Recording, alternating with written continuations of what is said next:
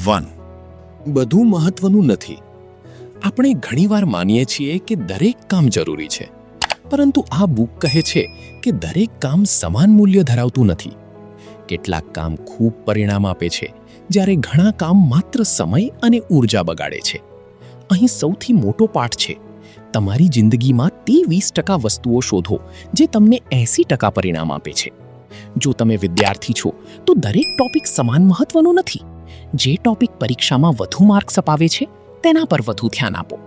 જો તમે બિઝનેસમાં છો તો દરેક પ્રોડક્ટ કે ગ્રાહક નફાકારક નથી. સૌથી વધુ નફો આપતા ગ્રાહકો અને પ્રોડક્ટ પર ફોકસ કરો.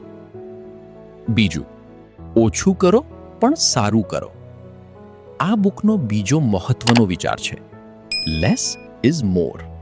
એટલે કે ઓછું કરવું ખરાબ નથી જો તમે યોગ્ય વસ્તુ કરો છો. આપણે ઘણીવાર વ્યસ્ત રહેવાનું સફળતા માનીએ છીએ, પરંતુ રિચર્ડ કોચ કહે છે કે બિઝી હોવું અને પ્રોડક્ટિવ હોવું બે અલગ વસ્તુઓ છે. જો તમે દિવસભર નાના નાના કામમાં વ્યસ્ત છો પણ મોટું પરિણામ નથી આવતું, તો તમારે તમારી પ્રાથમિકતા બદલવી પડશે. તમે પોતાને પૂછો, કયા કામથી મને સૌથી વધુ પરિણામ મળે છે? કઈ કામ માત્ર સમય બગાડે છે? કઈ વ્યક્તિઓ સાથે સમય પસાર કરવાથી મને પ્રેરણા અને ખુશી મળે છે?